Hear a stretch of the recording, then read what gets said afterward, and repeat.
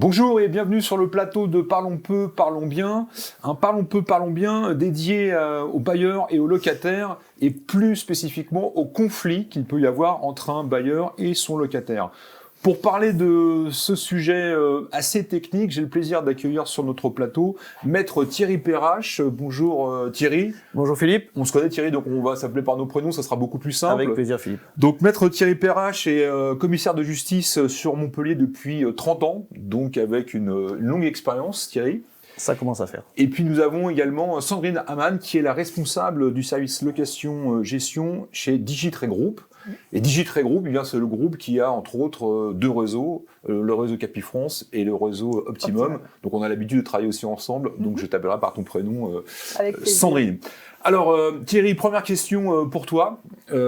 Justement, est-ce que tu constates des litiges en particulier qui reviennent plus souvent entre bailleurs et locataires? Est-ce que c'est des problèmes d'impayés? Est-ce que c'est des problèmes de travaux? Quels sont les litiges que tu rencontres le plus souvent? Alors le plus souvent, Philippe, tu l'as dit dans ta question, c'est les deux.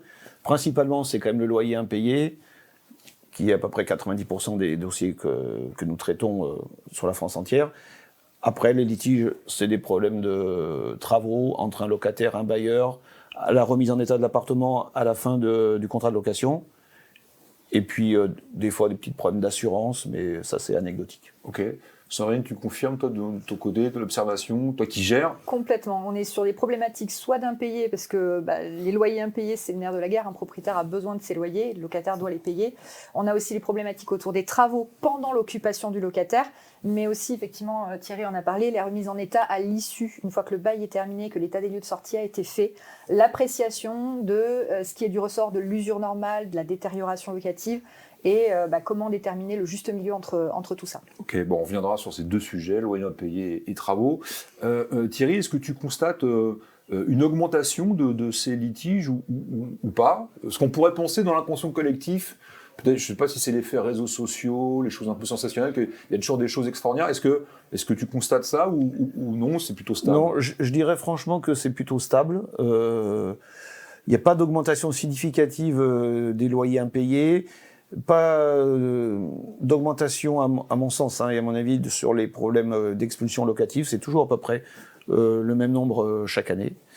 Le problème le plus récent et le plus fréquent, malheureusement maintenant, c'est le squat. D'accord. C'est-à-dire qu'un propriétaire peut du jour au lendemain ne plus pouvoir rentrer chez lui. Ça c'est vraiment une augmentation, je dirais, depuis le Covid. Autant avant le Covid, il y avait encore beaucoup d'expulsions, puis ça s'est calmé. Et puis la loi a changé, il y a des dispositifs pour aider les locataires en difficulté. Mais par contre, maintenant, le squat est devenu, je ne dirais pas le sport national, mais on n'en est pas loin. D'accord, ok. Et de ton côté, Sandrine, en termes de comportement entre bailleurs et locataires, est-ce que tu vois une évolution de ces comportements? Depuis ces dernières années, la réglementation a évolué de sorte à mieux informer le locataire, avec les diagnostics, avec les mentions dans les baux qui sont obligatoires maintenant. Et on a constaté que les locataires s'informent eux-mêmes de plus en plus et ont tendance à contester beaucoup plus facilement. Alors, un autre comportement qui est assez récent qu'on a pu remarquer, c'est par rapport aux IA. On a beaucoup de locataires qui nous envoient des courriers en faisant valoir un certain nombre d'arguments législatifs parce qu'ils sont allés sur ChatGPT, alors que la base légale n'est pas forcément fondée. Donc c'est là où il faut faire un gros travail de pédagogie pour expliquer, ramener un petit peu à l'essentiel. Qu'est-ce qui est de l'obligation du locataire, de l'obligation du propriétaire, quels sont les impératifs de chacun et ce qu'il doit respecter pour ramener un petit peu de réalité. Et l'autre problématique, c'est côté propriétaire, où avec le nombre de litiges qu'un propriétaire peut rencontrer pendant le temps où il loue son bien, les propriétaires sont de plus en plus frileux. Les procédures sont très longues en cas d'impayé. Les juridictions ont tendance à être plutôt protectrices des locataires, donc au détriment du bailleur. Et ça rend les propriétaires plus craintifs sur la mise en location, et d'où le besoin pour eux d'être accompagnés par des professionnels. Ok, parfait, merci beaucoup. Alors si on fait un focus sur les loyers impayés, Thierry, quelles sont pour toi les premières démarches légales à faire lorsqu'un bailleur justement fait face à une situation d'impayé? Il ne faut pas perdre de temps. Parce que plus il va perdre de temps, plus ça sera compliqué pour arriver rapidement à la solution. Alors, Pas perdre de temps, ça veut dire quoi ça? Tolérance zéro, dès que j'ai quelques jours d'impayés, j'agis. Voilà, ça, ça veut dire c'est-à-dire que si le loyer ne tombe pas le 10 du mois, prendre son téléphone, appeler le locataire, qu'est-ce qui se passe? Il peut avoir un problème. On n'a pas, dans les études de commissaire de justice, on n'a pas tous les dossiers de loyer impayés, hein.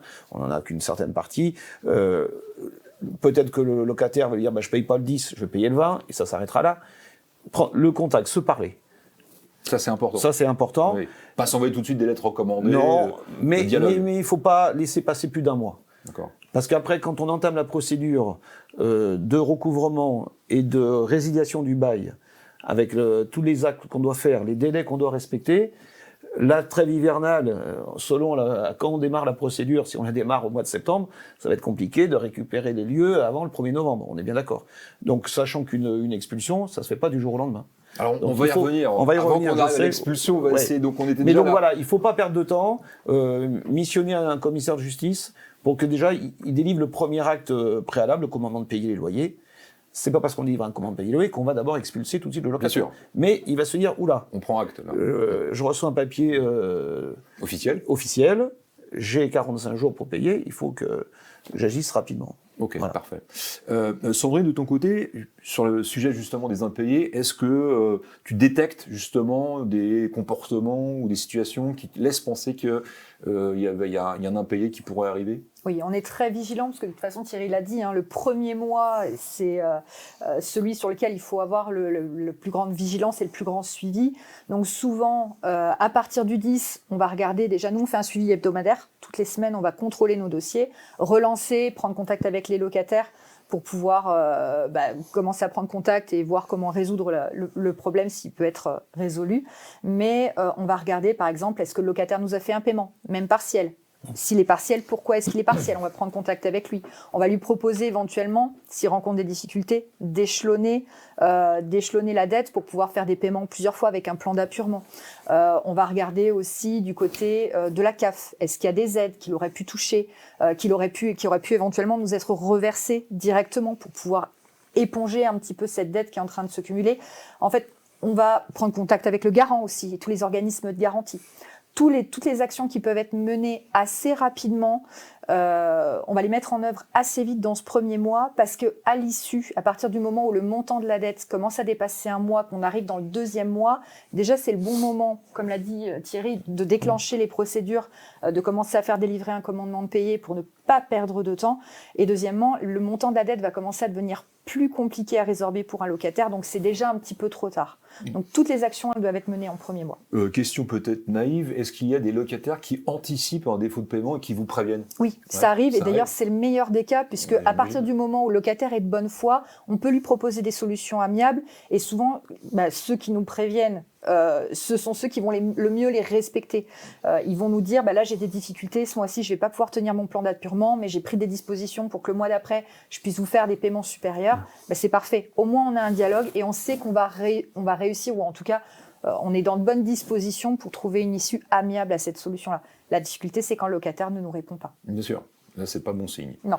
Alors justement, Thierry, quel est le rôle du commissaire de justice dans la mise en œuvre du plan de procédure de recouvrement jusqu'à l'expulsion? Alors oui, le rôle du commissaire de justice, c'est déjà de prendre contact dès le commandement de payer avec le locataire, le rencontrer, discuter avec lui, comprendre pourquoi il n'a pas réglé son loyer, et lui délivrer tous les actes de la procédure. On ne va pas rentrer dans les détails, mais la loi prévoit des dispositifs qui peuvent venir aider le locataire pour ce problème, cette période difficile pour lui. Après, s'il fait le mort, qu'il ne répond pas, je conseille à ce moment-là au propriétaire d'assigner devant le tribunal, donc à une date d'audience, se présenter devant le juge. Le locataire va certainement aussi se présenter devant le juge ou se faire représenter. Donc là, il peut avoir aussi un accord constaté par le tribunal. Oui, d'accord. Et ne pas constater la résiliation du bail, mais accorder des délais de paiement tous les mois au locataire, en plus de loyer courant, pour récupérer l'arriéré petit à petit. Dans ce cas-là, on s'arrêtera là, il n'y aura pas d'expulsion, et puis voilà. Là, c'est la solution heureuse. La deuxième solution, c'est que le locataire ne réagit à aucun stade de la procédure, jusqu'au jour où on va arriver avec la police le serrurier, les déménageurs, pardon, et à ce moment-là, faire l'expulsion. Ok. Alors, c'est ce que j'ai un peu découvert quand on a préparé cette émission, c'est qu'on a l'image un peu du commissaire de justice. Alors moi, je te connais, donc je sais que c'est pas la vérité, mais image un peu froide, un peu dure d'application, et alors qu'il y a un dialogue qui doit s'instaurer, une recherche de solutions amiables, j'imagine, qui est la meilleure des solutions. Tu confirmes? Ah oui, complètement. On a un rôle social et de conciliation à jouer, et puis c'est important pour... On sous-estime, je crois, un peu. Oui, parce que on a la vieille image de l'huissier tout en noir avec son calepin. Bon, maintenant on est 3.0.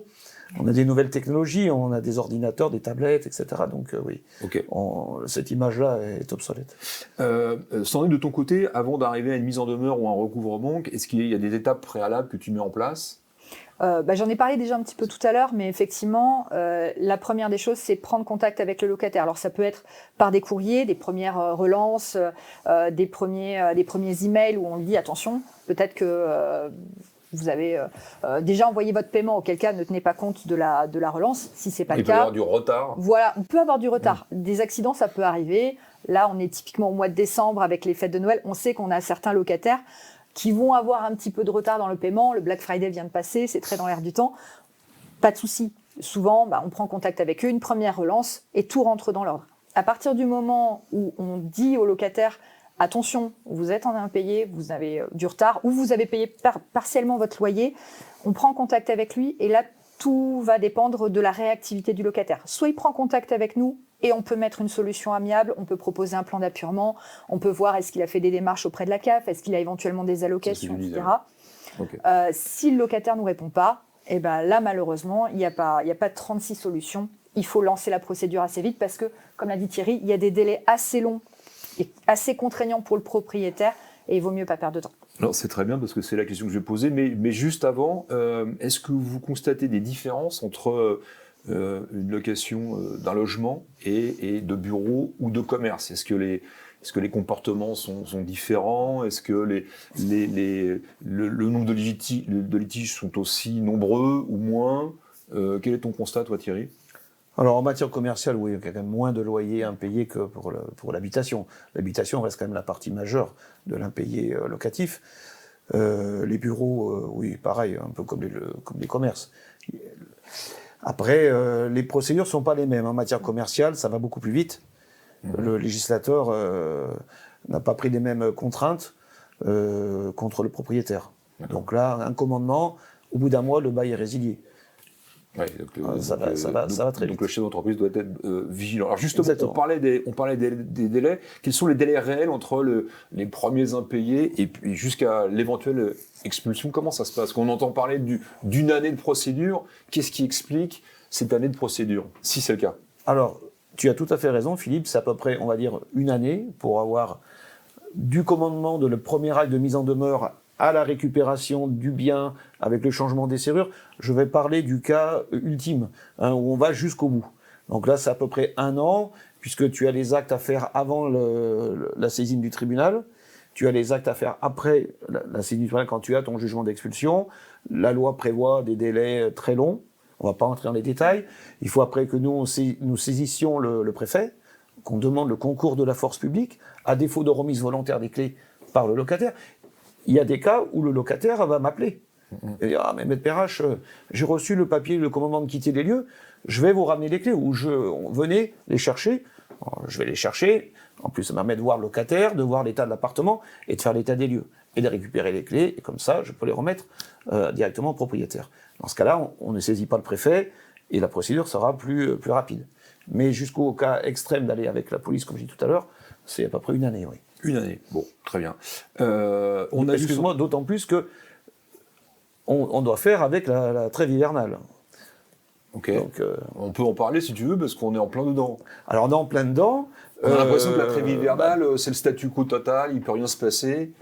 Alors oui, il ne peut rien se passer, on est d'accord, pour un problème de loyer impayé d'une habitation. La trêve hivernale ne s'applique pas aux locaux commerciaux, ni tout à l'heure quand on parlait pour les squats. Voilà, et ni pour les bons. Ok, on en reparlera tout à l'heure. Sandrine, tu nous as expliqué comment tu pouvais accompagner justement un locataire qui est en difficulté. Sur la partie dégradation, et dépôt de garantie, dans quel cas on fait appel à toi pour un constat, Thierry, à toi, enfin un commissaire de justice? Alors souvent, lorsqu'on fait appel à nous pour un commissaire, pour l'état des lieux de sortie soit fait par le commissaire de justice, c'est parce qu'il y a un litige déjà sous-jacent, on va dire, entre le propriétaire et le locataire. Donc on fait notre état des lieux, qui fait foi, hein, c'est un acte authentique, jusqu'à preuve contraire, et du coup, il est objectif, on le fait avec des photos, donc si le sol il est rayé, il y a la photo qui le prouve, et donc c'est pas contestable, voilà. Bah, c'est la différence entre l'état des lieux réalisé par un commissaire de justice et l'état des lieux réalisé par une agence. Par une agence. Le tien, il n'est pas contestable. Non. D'accord. Bon, très bien. Et donc le tien peut être contesté alors. Alors, il peut être contesté et c'est là où il sera contesté à partir du moment où il ne sera pas objectif, où il ne sera pas clair. À partir du moment où il y a un doute, l'une ou l'autre des parties peut décider que on n'est pas suffisamment clair et du coup, on ne peut pas lui reprocher une dégradation, une trace, une tache, etc. D'où la nécessité pour les professionnels de l'immobilier qui ne sont pas des huissiers, mais qui vont assister un propriétaire dans la rédaction d'un constat d'état des lieux, d'être le plus précis possible. Aujourd'hui, on a des outils qui nous permettent de faire des états des lieux numériques, avec des photos à l'appui, avec des commentaires détaillés. Restez toujours objectif dans le commentaire. Est-ce que il y a une tâche, c'est cassé, c'est dégradé? À partir du moment où on commence à dire il faut le réparer, on n'est plus objectif. On est en train d'émettre un jugement. Donc c'est vraiment prendre des photos larges, des photos précises, des éléments dégradés, mettre des commentaires parce que la photo elle-même ne suffit pas. Prendre une photo je donne un exemple tout bête, hein, mais d'un jardin. En se disant, on voit bien sur la photo que le jardin, il n'est pas entretenu. Il n'est pas entretenu. La photo seule ne suffira pas. Il faut absolument mettre ce commentaire. Jardin non entretenu, pelouse non tondue, ce genre de choses. Et non taillée. Exactement. Exemple. Parce que tout ce qui ne sera pas clair ne pourra pas être retenu au locataire sur son dépôt de garantie et le propriétaire, du coup, ne pourra pas se servir de ce dépôt de garantie-là pour faire la remise en état du bien. Et sera sujet à interprétation. Et les avocats s'en féliciteront pour soulever ce moyen auprès du tribunal. Si on va jusqu'au tribunal pour le dépôt de garantie, par exemple. On peut rappeler le dépôt de garantie en habitation, c'est 2 mois de loyer? Alors, ça va être 1 mois de loyer pour des logements qui sont loués sans meubles. Et quand on est sous meublé, 2 mois de loyer hors charge. Hors charge, très bien. Sandrine, quelles sont les causes de désaccord que tu rencontres le plus souvent, justement, au moment d'un état des lieux de sortie? Le plus compliqué, c'est l'appréciation. Alors déjà, le ménage, c'est très subjectif. On peut avoir une personne qui estime qu'il a rendu le logement très propre et le propriétaire va passer derrière en disant « mais non, il y a de la poussière là, il y a une trace sur la vitre ». Donc là, il y a un peu de modération à faire sur l'appréciation de la propreté. Et après, ça va être toute la difficulté de déterminer si on est en présence d'une usure normale, le bien vieillit avec le temps, et c'est tout à fait logique. Ou est-ce que c'est une détérioration?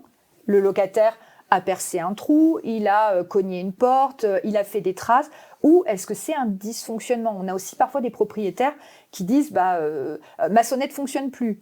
Du coup, je vais la retenir au locataire. Non, attention. Une sonnette qui ne fonctionne plus, c'est un dysfonctionnement d'un équipement du logement. Dans ce cas-là, c'est la responsabilité du propriétaire de faire la réparation ou de remplacer, dans le cas, la sonnette.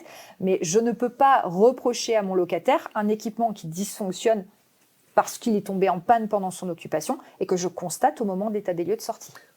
Juste un petit ticket modérateur, on va dire. Sûr. Si le locataire, on voit qu'il a cassé la sonnette, ou moi j'ai déjà vu des vidéophones, interphones vandalisés dans les appartements parce que le locataire est parti, comme on dit, à la cloche de bois, en laissant l'appartement sans dessus-dessous, et on voit qu'il y a du vandalisme, ça par contre, on le constate, on prend la photo, et ça c'est imputable évidemment au locataire. C'est toute la difficulté de la nuance. Est-ce qu'on est en présence de quelque chose qui a été détérioré, dégradé, qui a été abîmé par l'occupant du fait de sa présence dans les lieux, ou est-ce que c'est simplement une panne? Et dans ce cas-là, il y a une appréciation à donner. Alors c'est un petit peu moins le cas en ce moment, mais on va dire qu'en général, il y a énormément de biens neufs qui sont achetés par des bailleurs qui investissent. Et donc forcément, quand je suis livré, j'ai un logement qui est en parfait état. je le mets en location, 3-4 ans plus tard, quand le locataire part, il est forcément plus neuf. Bien sûr. Donc comment on évalue l'usage, l'usure, comment ça fonctionne? Je réponds en premier. Comme tu préfères. Il n'y a pas de souci. Oui, alors, la jurisprudence considère qu'une peinture ou un papier peint, au bout de 7 ans, il est défraîchi, il est forcément il est plus neuf. usé, il est plus neuf, et donc on ne peut pas l'imputer au locataire. D'accord. C'est normal, même si c'est chez soi, le papier peint, au bout de 7 ans, il sera aussi défraîchi, que ce soit un locataire ou un propriétaire qui occupe l'appartement. Donc la difficulté, c'est de faire comprendre aux propriétaires qu'au bout de 7 ans ou 8 ans, il va falloir repeindre, et ça sera, entre guillemets, pour lui. Voilà. Et là où, typiquement, on n'aura pas de problématique, c'est tout ce qui est un trou. Un locataire qui fait un trou, si le trou n'est pas rebouché, c'est de la dégradation, il n'y a pas de sujet. Rebouché proprement. Rebouché proprement, tout à fait.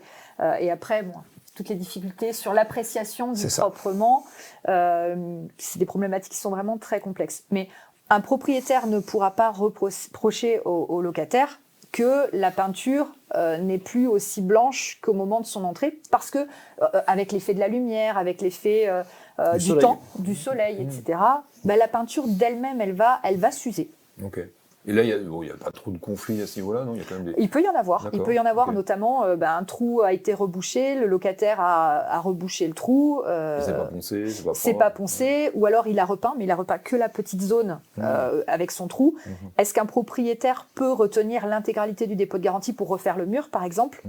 Et est-ce que là-dessus, vous conseillez le locataire? Parce que le locataire, peut-être de bonne foi, évidemment, il a mis quelques étagères, il a percé, on lui dit attention, les trous, il faudra les reboucher. Est-ce qu'on lui dit ce qu'il doit faire vraiment et pas simplement mettre de l'enduit vaguement? Tu veux répondre, mais un travail un peu pédagogique. C'est le travail de l'agence. Oui. Nous, on intervient après, donc, mais par expérience, je le sais, je travaille avec beaucoup d'agences. Donc l'agence va faire un pré-état des lieux, va venir voir le locataire 15 jours, 3 semaines avant, je ne sais pas exactement son départ. Dire attention, là, il va falloir refaire ça si vous voulez que l'état des lieux soit correct pour vous. Donc il y a le rôle de l'agence. La difficulté, c'est qu'il n'y a pas d'agence. Et que c'est géré par le propriétaire en direct. Alors là, c'est là que souvent il y a des litiges. C'est sûr. Parce que le propriétaire va dire il ne connaît pas bien la loi, il ne connaît pas la jurisprudence, il ne connaît pas les pratiques. Et donc, du coup, c'est là que ça coince. On pourrait aussi en parler, quand tout à l'heure on était sur le sujet des impayés. Je pense qu'un propriétaire n'a pas l'expérience, mais aussi les outils aujourd'hui pour s'assurer que l'attestation d'assurance de travail elle est bonne, que les fiches de paye sont les bonnes fiches de paye. Ce sont les vraies fiches de paye. Et là aussi, je pense qu'ils sont beaucoup plus vulnérables sans forcément jouer prêcher pour notre paroisse. Je peux te donner juste un exemple là-dessus. Au contraire. Donc, comme tu dis, dans ma longue carrière qui a démarré en 92, j'ai eu le cas sur une commune périphérique de Montpellier, dont je ne dirai pas le nom, où une famille faisait régulièrement des faux bulletins de salaire, des fausses attestations, prenait des maisons en location, payait un petit peu au début, et puis après ne payait plus. Et là, la procédure durait, parce qu'en plus, il y avait des enfants. Donc cette famille-là, j'ai quand même expulsé 3 fois. 3 fois, on va dire, en Donc des 10 ans. professionnels, alors. Du coup, après, quand j'arrivais, ils me connaissaient. Je disais, vous êtes là maintenant? Oui, voilà. Et du coup, il y a eu des dépôts de plainte au pénal contre eux pour des faux documents, quoi. Ok. Alors, je parlais des logements neufs. On va prendre le contraire, justement. Toi, Thierry, dans quel cas tu interviens sur des problématiques de logements non décents ou insalubres? Parce que j'imagine des logements qui se dégradent avec le temps. Je pense même qu'il y a des propriétaires parfois qui sont peut-être même pas informés de l'état de leur logement si on les prévient pas, peut pas deviner. J'imagine aussi que le locataire parfois peut saisir. Alors je vais y venir pour changer. Il y a pas très longtemps, j'ai fait un constat à 7 dans un appartement qui est complètement moisi. Donc là, évidemment, le locataire va assigner le propriétaire devant le tribunal pour demander réparation des troubles de jouissance. Et ça peut aller jusqu'à la consignation des loyers. On ne se fait pas justice soi-même, d'accord? Donc le but de mon constat, c'était de démontrer que l'appartement, il y avait des moisissures absolument partout, dans les salles de bain, pas de VMC, enfin bon, une horreur. Et la locataire payait quand même son loyer. Donc elle m'a dit « Ah, je vais plus payer de loyer ». Je lui ai fait « Non. Aujourd'hui, je vous conseille de continuer à payer votre loyer, mais votre avocat va saisir le tribunal et demandera la consignation des loyers. Ce qui va obliger le propriétaire à faire les travaux. » Bien sûr. D'accord? Et en plus, si vous avez des dommages et intérêts qui sont prononcés par le juge, Une fois qu'on aura le jugement, pour les récupérer, ça sera très facile. On fera une saisie sur les loyers, entre vos mains. De ton côté, Sandrine, j'imagine que tu gères aussi des réclamations de locataires. Est-ce que c'est clair sur qui a la charge de quoi, en fait, dans l'usage et la jouissance d'un logement? Qu'est-ce que le propriétaire doit entretenir? Qu'est-ce que le locataire doit entretenir? Comment ça fonctionne? J'imagine que c'est source de conflit, ça aussi. Ah, mais c'est source de conflit, et surtout, alors nous, de notre côté, on en informe les locataires avec des documents précis. Il faut savoir qu'un locataire a la charge de réparation qui sont listés très précisément dans le décret de 87 sur les réparations locatives. Tout ce qui sort de ce décret est à la charge du propriétaire. Okay. Donc, dans les grandes lignes, c'est quoi? Ça va être l'entretien d'une chaudière, ça va être le remplacement des joints sur de la robinetterie, ça va être le remplacement d'une manivelle sur un volet roulant. Tout est listé de manière extrêmement précise. Tout ce qui n'est pas dans ce décret est à la charge du propriétaire. Donc le contrat d'entretien d'une chaudière est à la charge du locataire. Tout à fait. D'accord. Tout à fait. Ça a toujours été. Absolument. Et nous, notre devoir en tant qu'agence, c'est de prévenir le locataire. Donc on lui donne cette documentation, on l'annexe au bail, on a un certain nombre de documents d'information, parce qu'il y a les réparations, il y a les entretiens. Et les entretiens, c'est aussi très important de savoir qu'est-ce que je dois entretenir. Ma chaudière au gaz, en l'occurrence, le jardin, la piscine, le ramonage des conduits de cheminée, etc. Donc on a un devoir d'information vis-à-vis des locataires. Et le commercial qui va avoir la charge de relouer l'appartement aura aussi un devoir très important, c'est de signifier au locataire « je viens visiter votre bien, je fais éventuellement visiter l'appartement ou la maison à un futur locataire, je vous signale au passage que, attention, le jardin n'est pas très bien entretenu, il faudra penser à le faire en prévision de votre sortie, parce que vous risquez d'avoir une retenue sur votre dépôt de garantie si vous ne le faites pas. Et si vous ne le faites pas, ce sera un professionnel qui le fera pour avoir une facture à la fin à retenir sur votre dépôt de garantie. Donc ça vous coûterait plus cher de ne pas le faire et de laisser le propriétaire s'en charger lui-même que si vous le faisiez directement. Okay. D'où l'importance pour les conseillers immobiliers d'être vraiment très précis, et le professionnel de l'immobilier de manière générale, mais d'accompagner le client sortant, le locataire qui a donné son préavis, pour qu'au moment de son départ, ça se passe dans de bonnes conditions et que le bien puisse être remis en location en bon état. Ok, parfait. Je dirais juste une chose, c'est que si effectivement c'est bien préparé en amont, ce que disait Sandrine, l'état de sortie se passera bien, et en confiance. Et il n'y aura pas d'animosité. Exactement. Ok. On a un sujet très hivernal, on a commencé à en parler un peu tout à l'heure. J'ai oublié de préciser aux personnes qui nous écoutent et qui nous regardent qu'elles peuvent poser des questions, on y répondra à la fin de cette intervention, parce que c'est forcément des sujets qui génèrent des réactions. Sur la trêve hivernale, les règles essentielles, Thierry, quelles sont-elles? Donc ça démarre le 1er novembre de mémoire. Ça démarre le 1er novembre jusqu'au 31 mars. C'est ça, jusqu'à pas d'expulsion locative. Sauf départ volontaire du locataire. Si le 15 décembre, un locataire me dit je sais que je vais t'expulser le 1er avril, mais je pars maintenant. Je vais aller constater son départ volontaire et récupérer le bien et les clés de l'appartement. Okay. Donc tu nous disais tout à l'heure que en fait on peut expulser des gens pendant la trêve hivernale, notamment des gens qui sont rentrés par effraction, qui n'avaient pas de bail, hein, c'est ça? C'est procédure de squat. Effectivement, pour le squat, la trêve hivernale ne s'applique pas. Okay. Alors il y a une évolution là sur la loi anti-squat. Quelle est-elle en quelques secondes? Alors brièvement, la loi Casbarian, dite loi anti-squat, qui est une loi récente, permet à un propriétaire de saisir le préfet par voie administrative. Habituellement, on faisait une voie judiciaire, on constate l'occupation, on essaie d'avoir les noms des gens, on les assigne au tribunal, et on va au tribunal judiciaire. Donc, il y a des délais, là. Il y a des délais que le juge peut accorder d'ailleurs, donc de temps en temps, le juge accorde des délais à des squatteurs, c'est déjà arrivé. Hein. Donc ça, c'est la procédure classique, et quand même une procédure plus rapide que la procédure de loyer impayé, mais qui n'est pas non plus... on n'est pas sur c'est pas un Grand Prix de Formule 1, quoi. Ouais. Donc voilà, donc il y a cette procédure-là. Maintenant, la procédure administrative, ça permet de constater l'occupation du bien avec un dépôt de plainte du propriétaire pour violation de domicile, effraction, etc. Nous, on le constate. On envoie au préfet le constat, le dépôt de plainte par voie administrative. Le préfet, lui, a 48 heures pour donner une réponse. Et s'il nous suit dans notre demande, il rend un arrêté d'expulsion qui est notifié après par la police, qui est notifié en mairie. Donc la police va aller voir le squatteur en disant « Bon, maintenant, vous avez 48 heures pour partir, sinon on vous met dehors. » Ok. Voilà. Donc, Et on peut dire qu'en général, les préfets sont efficaces sur ces sujets-là. C'est au cas par cas. Ils sont attentifs. Il n'y a pas de règle il absolue. n'y a pas de règle. D'accord. Voilà. J'ai un dossier en cours où j'ai de bonnes raisons de penser que le préfet de Montpellier va me suivre. J'espère qu'il regarde l'émission. Oui, mais après, c'est au cas d'espèce, en fonction du nombre de personnes qu'il y a dans le bien. Il peut y avoir une famille avec des enfants, il peut y avoir des personnes seules, majeures. C'est au cas par cas. Okay. Donc l'expulsion, donc c'est la situation un peu extrême.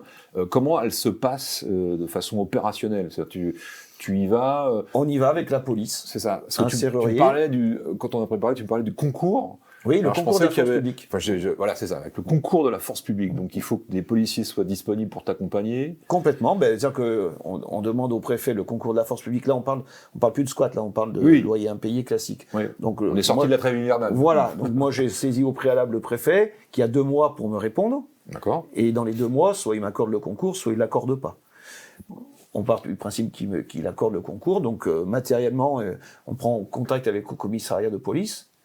On convient d'un rendez-vous, et un matin, à 9h, on débarque sur place avec...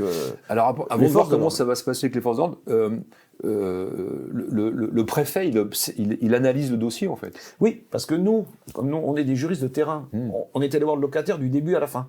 Donc on sait, tiens, là, c'est une famille, ils ont 3 gosses. Monsieur est au chômage, ou madame... Donc nous, on décrit la situation sociale des locataires. Okay. Donc le préfet, quand il donne le concours, il sait exactement ce qu'il en est. Bien sûr. Il me donne le concours, on y va, et les gens doivent partir.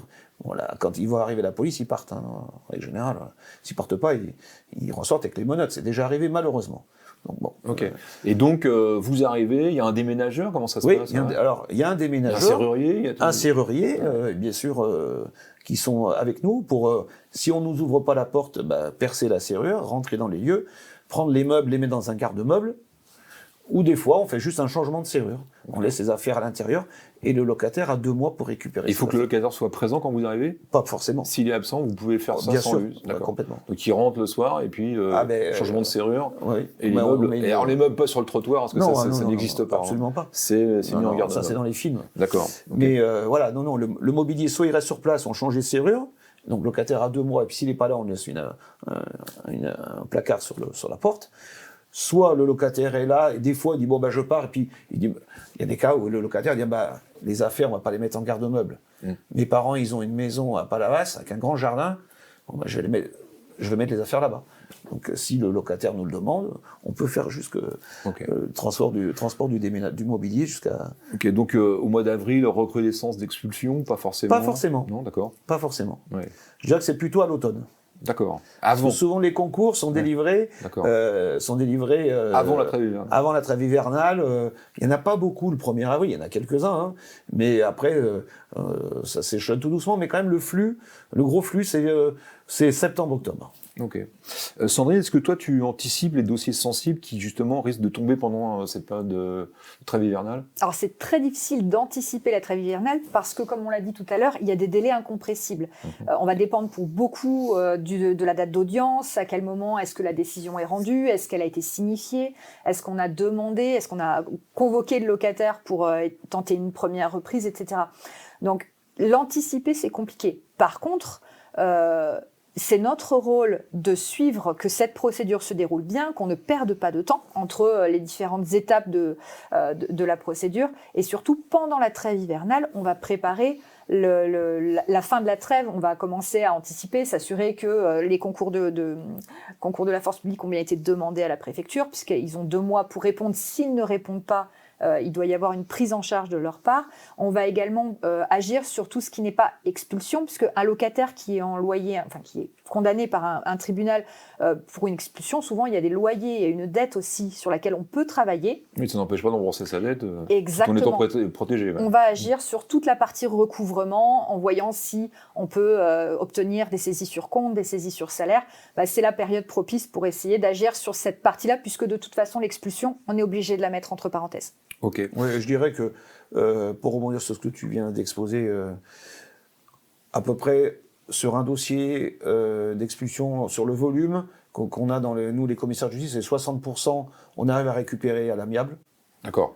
avant d'arriver avec la police à la fin. quand même. Et je dirais que 30 à 40%, malheureusement, aller au il faut bout rentrer. Alors des fois, on rentre dans des appartements, c'est vide. Il est parti. Le mec est parti. Il a prévenu personne. Et alors dans ce cas-là, je leur dis, mais pourquoi vous avez... Ramenez-moi les clés au bureau. Bien sûr. Parce que là, en plus, si le locataire il est parti depuis 3 mois, il sera redevable des loyers jusqu'au jour de l'expulsion. C'est complètement idiot. Saisir la police, un déménageur, un serrurier, un commissaire de justice, tout ça, ça a un coût. Qui supporte le coût? Dans un premier temps, c'est le propriétaire. D'accord. Parce que c'est lui qui a mandaté. C'est lui qui nous missionne, donc on fait la procédure à sa demande. Lorsqu'on a un jugement d'expulsion, le locataire est condamné à payer les dépens, donc c'est-à-dire tous les frais de signification, Bien sûr. y compris l'intervention du serrurier, des déménageurs. Au bout du bout, il devra payer ça. Donc si le locataire est solvable, après on lui met une saisie arrêt sur salaire, et on récupérera, ou on bloquera ses comptes, ou on peut saisir ses meubles, sa voiture, etc.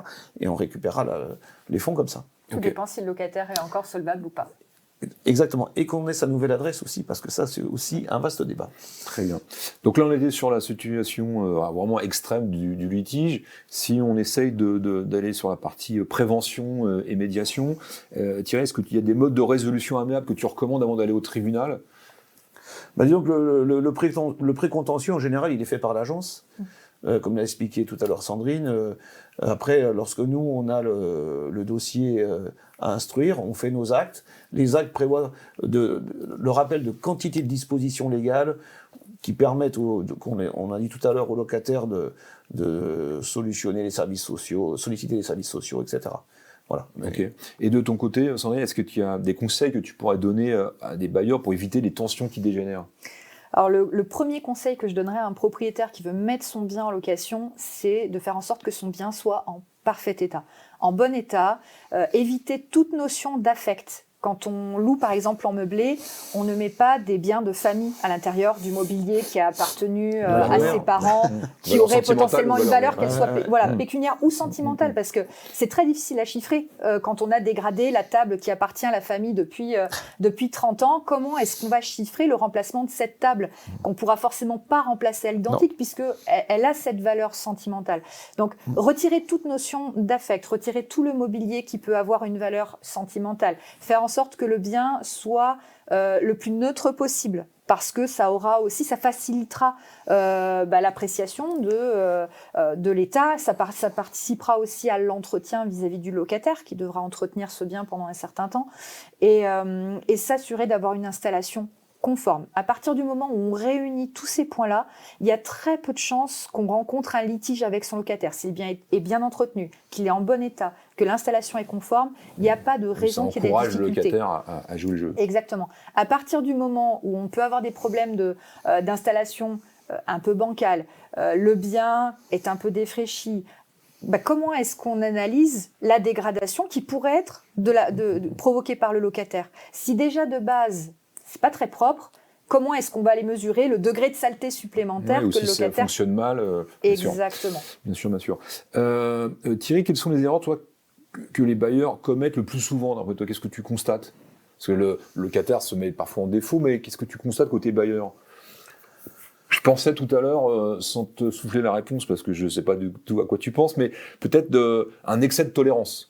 Oui, un excès de tolérance, de confiance, ou tout simplement de ne pas vérifier que les documents fournis soient les bons. Vérifier aussi que le garant soit, s'il y a un garant, que le garant soit bien solvable également. Vérifier l'identité, tout simplement, la pièce d'identité, on a l'état civil. C'est très important d'avoir l'état civil. Pourquoi? Parce qu'après, lorsqu'on va procéder au recouvrement des sommes dues, le code de procédure prévoit des dispositifs pour nous, commissaires de justice, d'interroger le fichier des cartes grises, le fichier de la Banque de France, FICOBA, pour avoir les comptes en banque des personnes. Et si on n'a pas l'état civil, on ne répondra pas. Bien sûr. Donc très, très important, voilà. Y compris pour le garant. Okay. Bon, après, je pense que c'est quand même un sujet technique, mine de rien, une location entre un bailleur et un locataire. Moi, je suis toujours étonné de voir des gens qui s'amusent à vouloir gérer eux-mêmes, parce que je trouve qu'ils ils se mettent en fragilité. Complètement. Parce que évidemment, quand tout va bien, tout est simple. C'est quand ça commence à se compliquer que là, ça peut être difficile. Et on peut rappeler que toutes les charges inhérentes à un intermédiaire sont déductibles des revenus fonciers. Donc c'est dommage d'en faire l'économie. Enfin, c'est à mon avis une fausse économie. Hein. Mais bon, ok. Donc ok, côté bailleur, côté locataire, toi, Sandrine, qu'est-ce qui pourrait donner comme conseil aux locataires pour éviter justement un contentieux? Alors, le premier conseil que je pourrais donner à un locataire, c'est si vous rencontrez des difficultés, quelles qu'elles soient, problème, une situation personnelle qui fait que je ne vais pas pouvoir assumer mon loyer, ou je rencontre un problème dans mon logement, il y a un dysfonctionnement, quelque chose qui ne va pas, prendre contact avec le propriétaire ou avec l'agence. Il ne faut pas laisser traîner les choses, que ce soit en matière d'impayé ou de dégradation. J'ai cassé une vitre, je fais les démarches auprès de mon assurance, puisque là, en l'occurrence, je suis responsable de la dégradation, et je préviens mon propriétaire. Comme ça, déjà, on n'a pas de problème d'échange, on est transparents les uns avec les autres, ça facilite la confiance. Et surtout, si mon propriétaire doit agir, il peut le faire rapidement. Un autre conseil que je donne aussi aux locataires, soyez précis. Quand on signale un problème dans son logement, dire « mon radiateur ne fonctionne pas », ce ne sera pas suffisant. Est-ce que la chaudière a été entretenue? Est-ce que c'est un radiateur électrique, un radiateur au gaz? Est-ce que vous avez des photos? Mon robinet coule, c'est pareil, ça coule, mais à quel niveau? Est-ce qu'il y a un goutte à goutte au niveau du bec du robinet? Oui, je suis vraiment, bien sûr. Voilà, plus on va être précis, plus on va documenter sa demande, et plus ce sera facile de pouvoir déterminer est-ce que la réparation incombe au locataire, parce qu'il y en a. Est-ce que la réparation incombe au propriétaire? Est-ce qu'on est en présence d'un sinistre dégâts des eaux? Est-ce qu'on est en présence simplement d'une réparation, d'une petite fuite? Donc soyons précis. Ça permettra de pouvoir agir déjà en envoyant les bons professionnels. Quand une agence est informée d'un problème, elle va envoyer un artisan sur place.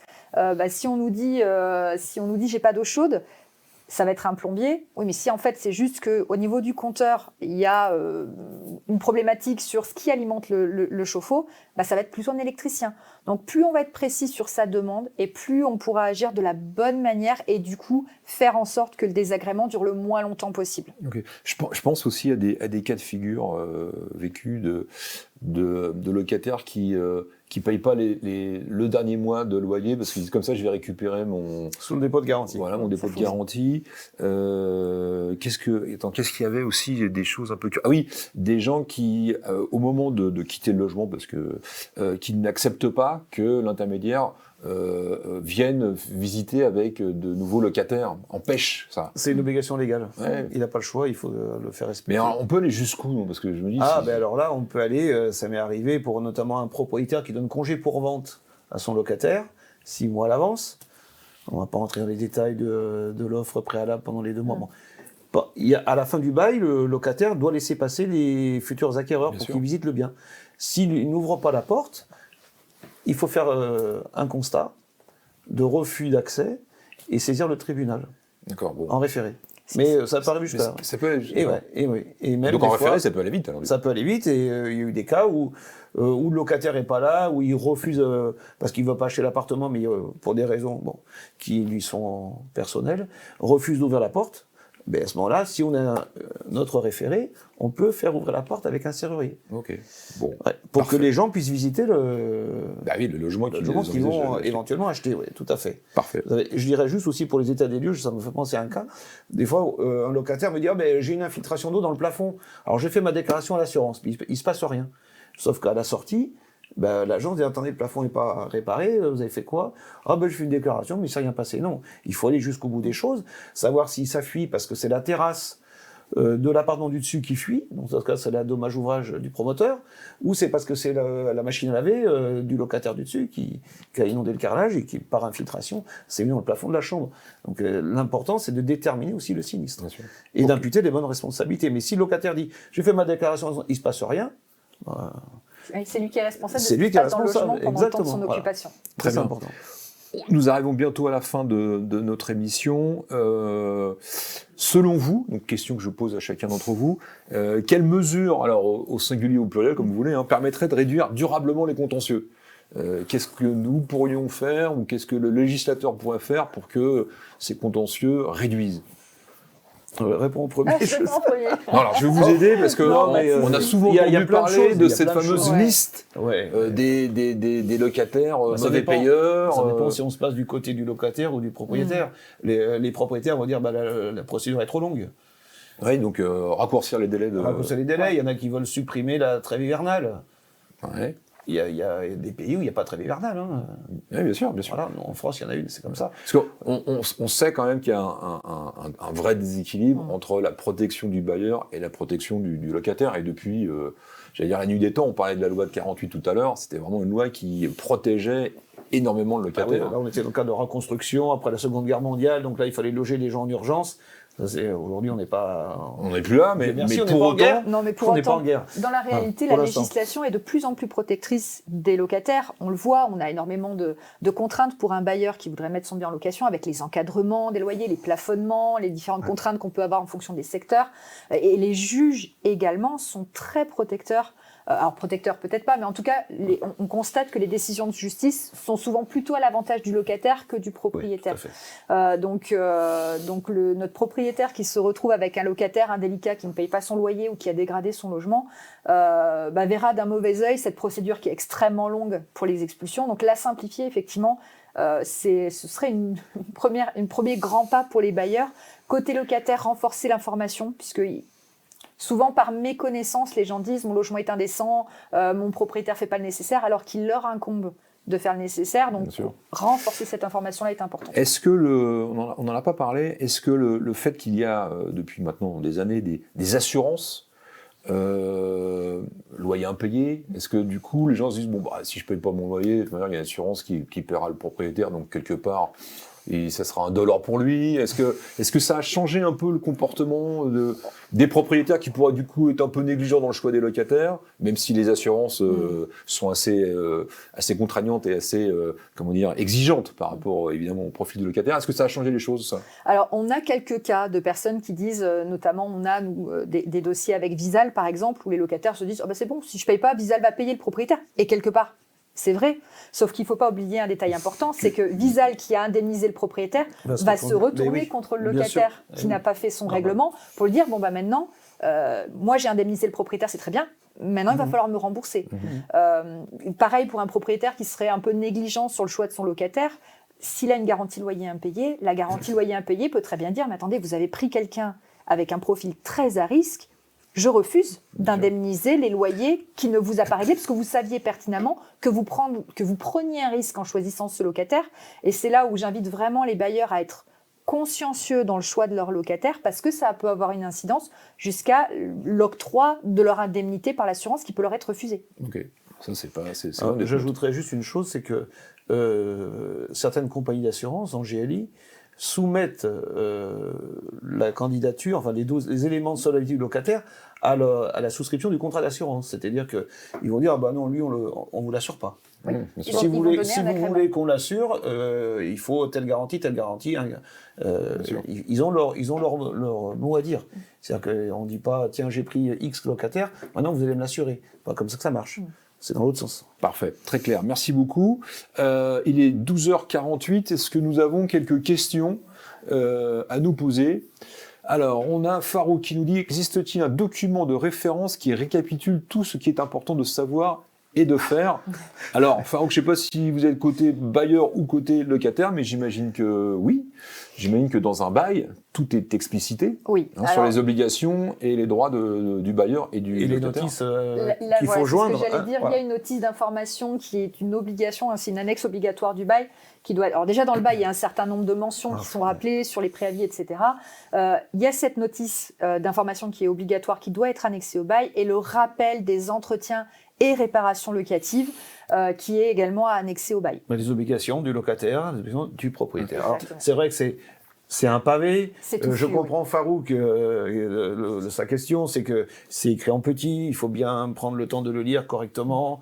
Mais après, il y a des enjeux qui sont aussi importants. Donc exactement. Il faut savoir le faire. Nul n'est censé ignorer la loi. En plus, ouais. Ok, merci Farouk. René, un agent commercial immobilier est-il titré pour faire un état des lieux ?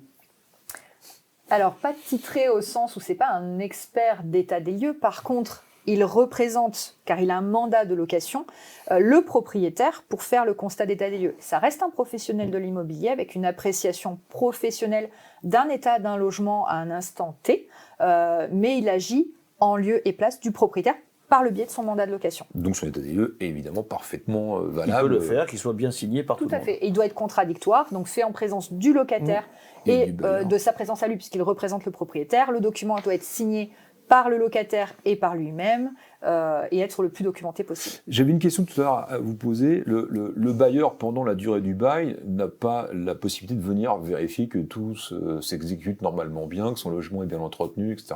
C'est pas possible, ça. Pas sans accord du locataire. Sans il pourra accord, pas, voilà, il pourra Parce pas que accéder ça au pourrait logement. être une façon d'anticiper une situation qui pourrait se dégrader et un état général qui vaille.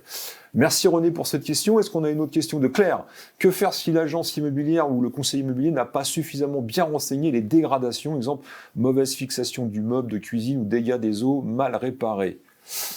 Il faut savoir que nos professionnels de l'immobilier ont l'obligation de prendre des assurances. Donc si jamais il commet une erreur, ce qui peut arriver, hein, l'erreur est humaine. Donc une responsabilité civile professionnelle. Exactement, oui, exactement. Ce sera à la charge de l'agent immobilier ou du conseiller immobilier d'assumer ce qu'il n'aura pas bien documenté dans son état des lieux, d'où l'importance vraiment, je le rappelle, d'être très précis dans les états des lieux d'entrée et de sortie. Hein. Les deux sont importants. Mais s'il oublie quelque chose, c'est sa responsabilité. Donc avant qu'on sollicite la RCP, il y a le problème, c'est qu'il y aura discussion, c'est source d'interprétation. Tout va dépendre de ce qu'on appelle une dégradation. Est-ce qu'il a oublié quelque chose qu'il n'a pas vu, ou est-ce que j'estime qu'il a marqué que c'était sale, mais il n'est pas assez rentré dans le détail de l'état de saleté du logement. Ok. Ou le fait peut-être qu'aussi la dégradation était cachée et que l'agent immobilier ne pouvait pas la voir. Hein. Exactement. Nouvelle question de Claire. Dans le cadre, de Claire, c'est peut-être une autre Claire, je sais pas. Dans le cadre d'un congé pour vente donné par le propriétaire, le locataire est assujetti au décret de 87 dans les mêmes conditions que s'il partait de son plein gré. Pour interrogation. Oui, absolument. Oui, absolument. Oui, le fait de recevoir un congé pour vente n'exempte pas le locataire de ses obligations de réparation ou d'entretien du logement. Donc, même s'il y a un congé pour vente, le locataire doit restituer le bien dans l'état dans lequel il l'a pris. Ce n'est pas parce que le bien ne va pas être reloué qu'il va simplement être vendu que le locataire ne doit pas aller jusqu'au bout dans son entretien, dans ses obligations. Il doit jouir du bien en bon père de famille. Exactement. Voilà. Ok, parfait, merci. Alison, lorsqu'on a besoin d'un huissier ou d'un commissaire de justice maintenant, pour l'état des lieux, les frais sont-ils partagés? Petit 1. Et petit 2, doit-on payer à l'entrée et à la sortie? Ça, c'est pour toi, Thierry. Alors, tout dépend. S'il y a 2 états des lieux, effectivement, il y aura 2 factures.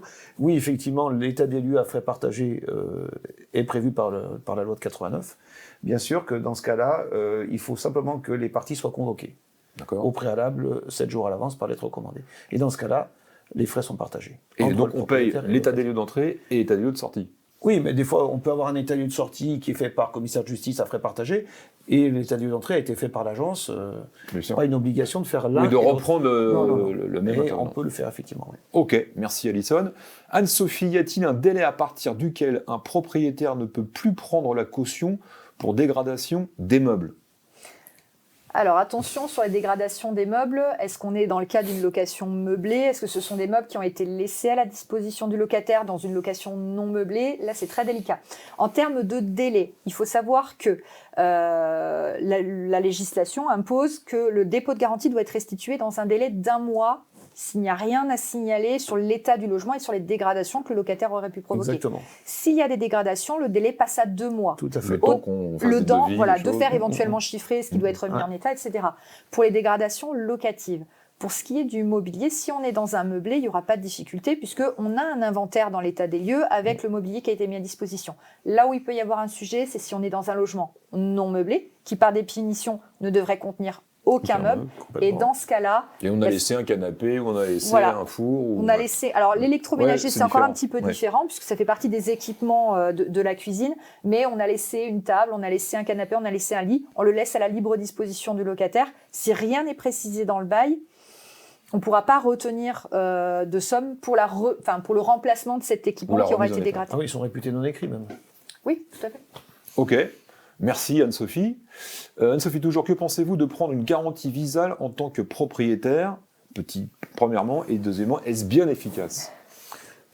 Alors les garanties sont toujours utiles, quelles qu'elles soient, que s'agisse d'une garantie loyer impayé, une garantie Visale, ou même on a des cas aujourd'hui avec des garants, personnes morales, qui assurent le locataire au bénéfice du propriétaire, et dans ce cas-là, c'est le locataire qui paye. Le bénéfice de Visale, l'avantage de Visale, c'est que c'est une garantie d'État qui est gratuite pour le locataire et pour le propriétaire. L'indemnisation fonctionne assez bien. Il faut faire très attention aux délais puisqu'ils sont très contraignants sur les délais pour déclarer l'impayé, les procédures à suivre, etc.